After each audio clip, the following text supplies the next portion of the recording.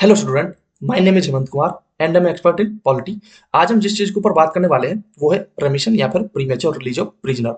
अब देखो, वर्ड से ही स्पष्ट है कि प्रीमेच्योर रिलीज करना, लाइक जो कैदी है उसे उसका जो टाइम पीरियड है, जितनी उसे सजा हुई है उससे पहले उसे रिलीज कर दिया जाएगा या फिर छोड़ दिया जाएगा। अब यहाँ पर एक वर्ड दिया हुआ है रेमिशन।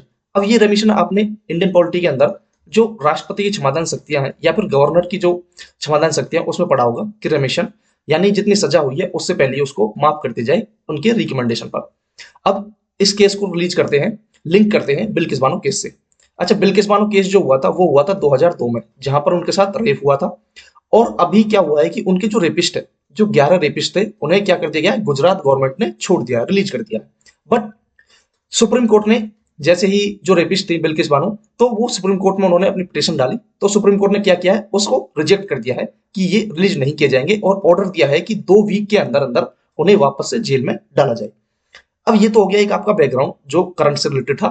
ठीक है, अब यहां पर हम लोग बात करने वाले हैं रेमिशन और प्रीमेच्योर रिलीज ऑफ प्रिजनर्स की। ये है क्या? अब सोचो यहां पर रेमिशन क्या है।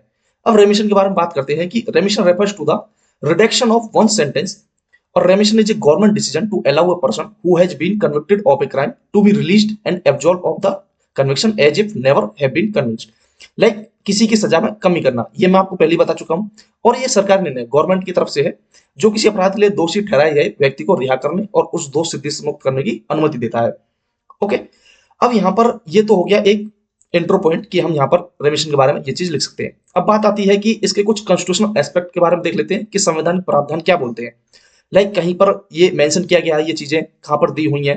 तो देखो, प्रेसिडेंट, ये मैं आपको ऑलरेडी पहले बता चुका हूं प्रेसिडेंट के बारे में, आर्टिकल 78 72 सॉरी, गवर्नर आर्टिकल 161 और एग्जीक्यूटिव। अब देखो, हम बहुत बार माफी की जो चीजें हैं वो सिर्फ 2 आर्टिकल्स में पढ़ते हैं, प्रेसिडेंट और गवर्नर के, बट ये तीसरा वाला भूल जाते हैं। बट यहाँ पर आपको याद रखना होगा कि ये थर्ड में भी है कि एग्जीक्यूटिव जो कार्यपालिका है वो भी कर सकती है। इसके प्रोविजंस किसमें दिए हुए हैं? सीआरपीसी सेक्शन 432 433 के अंदर। और ये बेस करती है किसके रिपोर्ट पर? जैसे कि मान के चलो उसमें जो कैदी है, कैदी का बिहेवियर कैसा है, आईजीपी जो इंस्पेक्टर जनरल पुलिस है उनकी रिपोर्ट में क्या दिया है, सेंटेंस रिव्यू बोर्ड है। और ये कब कर सकते हैं, एग्जीक्यूटिव कब कर सकती है? जिसे मान के चलो सजा मिली, आज 2024 के अंदर सजा मिली, और आज से 14 साल बाद जब वो 14 साल की अपनी पनिशमेंट पूरी कर लेंगे, सजा को काट लेंगे, उसके बाद उसे ये हम डाल सकते हैं एग्जीक्यूटिव पे। ओके, ये हमने कॉन्स्टिट्यूशनल एस्पेक्ट देखा उसका। उसके बाद बात करते हैं लीगल एस्पेक्ट की। अब लीगल एस्पेक्ट क्या बोलता है? ये कहता है कि लीगल एस्पेक्ट में एक जजमेंट है Laxman Naskar versus Union of India 2000 की। इसमें बोला गया है कि स्टेट जो है वो can't use remission power arbitrary, अपने मनमाने ढंग से इस पावर का यूज नहीं कर सकता। इसमें भी कुछ एस्पेक्ट है, लाइक 5 फैक्टर्स हैं जो सीन किए जाएंगे, देखे जाएंगे कि मान चलो किसी ने अपराध किया है तो वो अपराध कितना गंभीर है। ओके, अपराध दोहराया जा सकता है, लाइक जैसे देखो सीरियस कितना है, किसी के साथ रेप कर दिया ये तो सीरियस क्राइम हो गया, या फिर किसी का मर्डर कर दिया तो गंभीर कितना है, वो चीजें देखी जाएंगी। उसके बाद क्या इसे दोहराया जा सकता है, क्या यहाँ से जेल से निकलने के बाद अगर हम उन्हें रेमिशन दे दें तो क्या वो दोबारा से ये रेप या मर्डर केस नहीं करेगा, वो चीज देखी जाएगी। अपराधी की अपराध करने की क्षमता, उसकी कैपेसिटी कितनी है, या फिर कोई उद्देश्य, मान चलो किसी की पहले से ही लड़ाई झगड़ा हुआ हो और उसे दुश्मनी पाल रखी हो उस तरह से कि नहीं मैं तो बदला लेकर रहूंगा, उस तरह की चीजें तो नहीं है। या फिर उसकी पारिवारिक स्थिति, जैसा कि आपने बहुत सारी मूवीज के अंदर देखा होगा कि उसमें बताया जाता है कि जैसे जब उसे छोड़ दिया जाता है कैदी को, तो उसके पीछे एक रिपोर्ट लिखाई जाती है कि यार इसकी जो कंडीशन थी, फैमिली कंडीशन, वो बहुत बुरी थी, जिसकी तरह से वो ट्रोमेटाइज हो गया और उसकी जो मानसिक स्थिति है वो खराब हो गई, तो उस तरह से उसकी पारिवारिक स्थिति देखी जाएगी। तो ये कुछ 5 फैक्टर्स हैं जो देखे जाएंगे ये लीगल एस्पेक्ट के अंदर। Laxman Naskar versus Union of India, हो सकता है ये इस केस से पूछ दे, यूपीएससी जैसे जिस तरह से जजमेंट वगैरह पूछ लेता है तो किससे रिलेटेड है वो आपको पता होना चाहिए। उसके बाद बात आती है कुछ फेडरल एस्पेक्ट की। ये क्या बोलता है? जो हमारे संघीय, ठीक है, एस्पेक्ट है, इसमें है सेक्शन 435 ऑफ सीआरपीसी। ओके, जैसे 432 433 तो हमने पहले देख ली थी, अब सेक्शन 435 ऑफ सीआरपीसी ये क्या कहता है? ये कहता है कि if it is a case related to CBI, अब मान लो सीबीआई से रिलेटेड मामला है। ओके, अब देखो ये बिल्किस बानो केस था, ये गया तो सीबीआई के पास था, सारी जांच उन्होंने की थी, तो ये सीबीआई से रिलेटेड हो गया सीधे सीधा। तो इसमें बोला गया है कि इट इज नेसेसरी, ये जरूरी है फॉर द स्टेट्स के लिए टू कंसल्ट करना सेंटर से। अब देखो सीबीआई सेंट्रल की है, तो कंसल्ट करना सेंटर से before releasing the prisoner prematurely. यही यदि यह सीबीआई से जुड़ा मामला है तो राज्यों के लिए कैदी को समय से पहले रिहा करने से पहले केंद्र से परामर्श करना आवश्यक है। ये कंपलसरी है भाई, कंसल्ट करना, ठीक है, ये नेसेसरी बोला हुआ है, ये सेक्शन 435। अगर सीबीआई उसमें इन्वॉल्व है तो अगर सीबीआई इन्वॉल्व नहीं है तो वो कर सकती है बिना सेंटर के कंसल्ट के। ठीक है, ये चीज आपको देखनी पड़ेगी। अब यहां तक मैंने आपको एक चीज बता दी, अब एक कंक्लूजन की तरफ हम चलते हैं कि इसके एडवांटेजेस क्या हैं और डिसएडवांटेजेस क्या हैं, इसके फेवर में और अगेंस्ट में क्या चीजें निकलती हैं। अब मैं बात करूं कि फेवर में, आर्ग्यूमेंट इन फेवर और आर्ग्यूमेंट इन अगेंस्ट, इसके अपोजिट में। तो फेवर में क्या चीजें दी जाती हैं, ये है कि restriction of fundamental rights in proportion of crime. Like जितना गंभीर अपराध होगा उसी हिसाब से उसके ऊपर उसके अधिकार जो है, जो फंडामेंटल राइट्स हैं उस पर प्रतिबंध लगा सकते हैं, रेस्ट्रिक्शन लगा सकते हैं।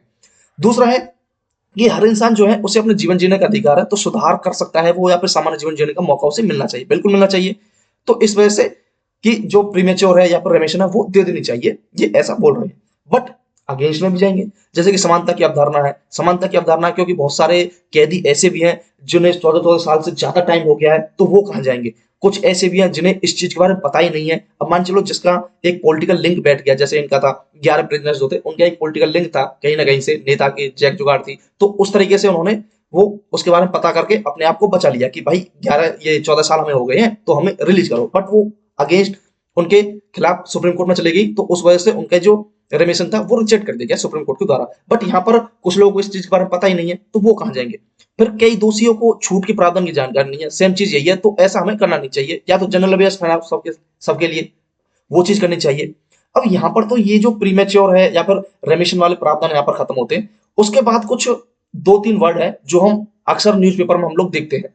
जैसे एक वर्ड है पेरोल और दूसरा है फरलो। अब देखो ये तो दोनों वर्ड है, ये कहीं पर भी कॉन्स्टिट्यूशन में मेंशन नहीं है, ओके, और ना ही सीआरपीसी या आईपीसी के अंदर है। ये कहां पर दिए हुए हैं, ये दिए गए हैं prisoner prisoner act prisoner act 1894 के अंदर, ये दोनों चीजें यहां पर दिए हुए हैं, ओके, प्रिजनर एक्ट के अंदर। अब ये है क्या, पेरोल।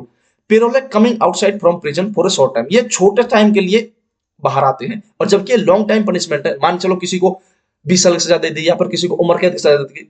जैसे मैं आपको एक एग्जांपल सेट करता हूं कि हरियाणा से जो सिरसा से डेरा सच्चा वाले बाबा थे, लाइक राम रहीम, तो उनको वो अभी लेकर आए थे फरलो, एक बार फरलो ली थी उन्होंने और एक बार पेरोल ली थी, ओके। तो पेरोल में शॉर्ट टाइम के लिए। अब इसमें क्या चक्कर है पेरोल के अंदर कि पनिशमेंट नॉट पॉज। इसमें मान के चलो अगर किसी को 14 साल की सजा मिली और वो पेरोल पर बाहर आ गया, अब मान चलो वो 1 महीने के लिए आ गया, 1 मंथ के लिए, तो उनकी जो सजा है वो पॉज नहीं होगी, ठीक है, सॉरी, पनिशमेंट नॉट पॉज, और यहां पर सजा को पॉज कर दिया जाता है, सॉरी ये नॉट नहीं है, पनिशमेंट पॉज, ओके।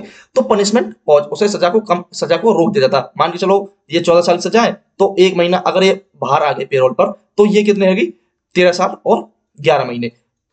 बट ये 11 महीने नहीं रहेगी, ये पूरी पूरी 14 साल रहेगी, ठीक है। तो ऐसा है यहाँ पर, मतलब पूरी पूरी 14 है वो रहेगी। दूसरा है कि ये फंडामेंटल राइट्स नहीं है, बिल्कुल नहीं है। जैसे कोई कैदी है वो कहने लगे कि यार मेरे फंडामेंटल राइट्स का मामला है, मुझे जीवन जीने का अधिकार, मुझे पेरोल चाहिए, तो ऐसा नहीं है। ये टोटली डिपेंड करता है गवर्नमेंट पर या फिर एडमिनिस्ट्रेशन पर। और एक जो चीज है कि जो प्रिजनर है, जो कैदी है, उसका बिहेव कैसा है, ठीक है। जैसे आप लोग मूवीज वगैरह में देखते हैं कि ये जो कैदी है ये बिल्कुल शांत स्वभाव का है, इसकी कोई कंप्लेंट नहीं आई इसके खिलाफ, तो एक काम करते हैं, इसकी अगर 10 साल की सजा है तो इसे 6 साल में, 5 साल में, 7 साल में इसे छोड़ देते हैं, उसकी 3 साल की सजा माफ कर देते हैं उसका बिहेवियर देख के, ओके। बट यहाँ पर फरलो में क्या है कि पनिशमेंट नॉट पॉज, पनिशमेंट यहाँ पर रोकी नहीं जाती। मान के चलो ये 14 साल की सजा है, तो 14 साल के बाद वो अगर 2 महीने के लिए अपने घर आता है, तो ये सजा यहाँ की चलती है। ये जो 2 मंथ है, 2 महीने, ये इसमें काउंट होंगे, ठीक है, भले ही वो घर पर है, बट पेरोल में ये काउंट नहीं होंगे। अगर वो घर पर है, वो जेल में होगा तभी वो काउंट होंगे, वरना नहीं होंगे। यहां पर चाहे आप घर हो चाहे जेल में हो, वो काउंट होते रहेंगे। और it's a right of prisoner, और ये प्रिजनर का अधिकार है, ठीक है। तो ये चीजें हैं, मैंने पेरोल के बारे में बताया, फरलो के बारे में, और पूरा एक रेमिशन और प्रीमेच्योर रिलीज के बारे में पूरा एक बैकग्राउंड और उसके करंट से रिलीज करके मैंने आपको बता दिया, ठीक है। तो मिलते हैं नेक्स्ट वीडियो में, यहां तक के लिए धन्यवाद, thank you, thanks for watching.